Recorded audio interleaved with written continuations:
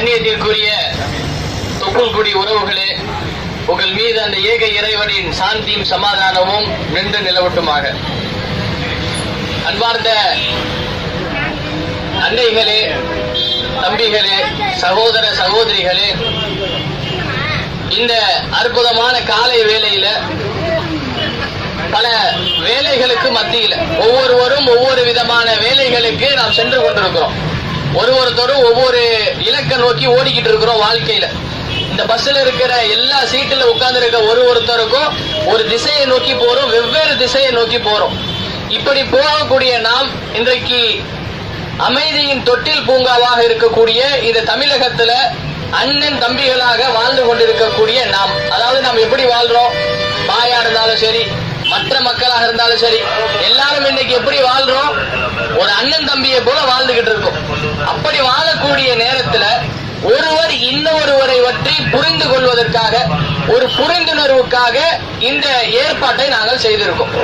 அப்ப அந்த வகையில இன்னைக்கு நாம ஒரு விஷயத்தை தெரிஞ்சுக்கலாம். என்ன விஷயத்தை நம்ம தெரிஞ்சுக்க போறோம் அப்படின்னா, நீங்க பொதுவா பாத்திருப்பீங்க, பாய்ல என்ன சொல்லுவாங்க, அஸ்ஸலாமு அலைக்கும் பாய், கேள்விப்பட்டிருக்கீங்களா? நாங்களும் நிறைய படத்துல எல்லாம் கூட பாத்துருப்போம். அஸ்ஸலாமு அலைக்கும் பாய் இப்படின்னு சொல்லுவாங்க. பதிலுக்கு என்னமா சொல்லுவாங்க, வாலைக்கும் சலாம் அப்படின்னு சொல்லுவாங்க. பாய் என்ன சொல்லுவாரு, அஸ்ஸலாமு அலைக்கும்னுவாரு, இன்னொருத்தர் வாலைக்கும் சலாம் அப்படின்னுவாரு. இதை நம்ம பொதுவா பாத்திருப்போம். அப்ப இத பார்க்கும் பொழுது நிறைய பேருக்கு யோசனை வந்திருக்கும், இதுக்கு என்னதான் அர்த்தம் இருக்கும். அவர் அஸ்ஸலாமு அலைக்கும்ன்றாரு, இவர் வாலைக்கும் சலாம்ங்கிறாரு, ரெண்டு பேரும் கட்டி பிடிச்சிக்கிறாங்களே, இதுல என்னதான் இருக்கு, அப்படி என்னதான் சொல்றாங்கன்றத இன்றைக்கு நம்ம பார்ப்போம். சரிங்களா? இந்த அஸ்ஸலாமு அலைக்கும் அப்படின்னு சொன்னா, உங்கள் மீது இறைவனின் சாந்தி உண்டாகட்டும் அப்படின்னு ஒரு பாய் சொல்றாரு. பதிலுக்கு இன்னொருத்தர் இருக்காரு இல்லையா, அவர் வாலைக்கும் சலாம்ங்கிறார். அப்படின்னா என்ன, பதிலுக்கு உங்கள் மீது இறைவனுடைய சாந்தி உண்டாகட்டும் இவரு சொல்றாரு. இதை எப்ப சொல்லணும்னா, ஒரு முஸ்லீம் இன்னொரு முஸ்லீமை பார்க்கும் போதெல்லாம் அஸ்ஸலாமு அலைக்கும், ஒருவர் மீது சாந்தி உண்டாகட்டும், இறைவனுடைய சமாதானம் உண்டாகட்டும் சொல்றது. அப்ப நீங்க நிறைய இடத்துல பார்த்திருப்பீங்க, பாய்ங்க வணக்கம் சொல்ல மாட்டாங்க. அது என்ன, நீங்க பாய்ங்க மட்டும் வணக்கம் சொல்ல மாட்டீங்களா, நாங்கெல்லாம் சொல்றோமே அப்படின்னு நம்ம கேட்கலாம். ஏன் பாய்கள் வணக்கம் சொல்ல மாட்டாங்கன்னா, வணக்கம் என்று இருக்கரம் கூப்பி சொல்லக்கூடிய வார்த்தை இருக்குல்ல, இந்த வார்த்தையுடைய அர்த்தமே என்னன்னா வணக்கம், நான் உங்களை வணங்குகிறேன் என்று அர்த்தம். அப்ப இந்த வணங்குகிறேன் என்று சொல்லக்கூடிய வார்த்தை என்பது, இறைவன் ஒருவன் தான் இந்த உலகத்திலேயே, இறைவன் ஒருவன் தான் வணக்கத்திற்கு தகுதியானவன். மற்ற மனிதனுடைய உள்ளம் எப்படிப்பட்டதுன்னு நம்மளுக்கு தெரியாது. வணங்குவதற்கு தகுதியானவன் அவன் இறைவனாகத்தான் இருக்க முடியும். மற்ற மனிதனை போயிட்டு அண்ணன் நான் உங்களை வணங்குறேன்னு சொல்ல முடியாது. ஏன்னா அவர் என்ன செய்யறாரு அவருக்கு தான் தெரியும், நாம எப்படியாப்பட்டவருக்கு நமக்கு தான் தெரியும். அப்ப வணக்கம்ன்றது சொல்ல முடியாது. அப்ப இன்னும் சில முஸ்லிம்களை பார்த்திருப்போம், good morning, good afternoon, good evening சொல்ல முடியாது.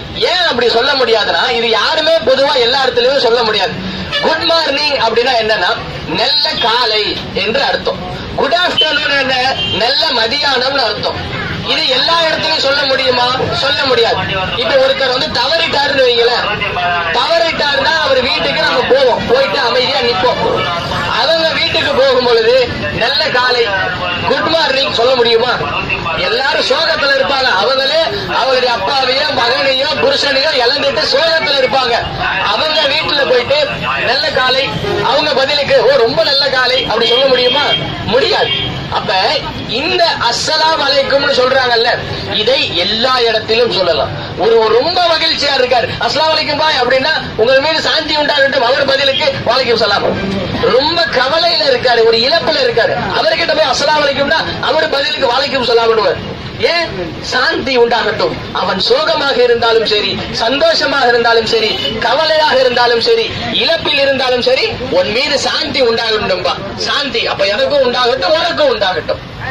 அப்ப இதைதான் நபிகள் நாயகம் 1400 வருடத்திற்கு முன்னால் சொல்றாங்க. 1400 வருடங்களுக்கு முன்னால் முகமது நபி ஸல்லல்லாஹு அலைஹி வஸல்லம் அவர்கள் மீது சாந்தி உண்டாகட்டும். அவங்க சொல்றாங்க, மனிதர்களே, மக்களே, உங்களுக்கு மத்தியில் சலாத்தை பரப்புங்கள், உங்களுக்கு மத்தியில சாந்தியை பரப்பிக்கங்க.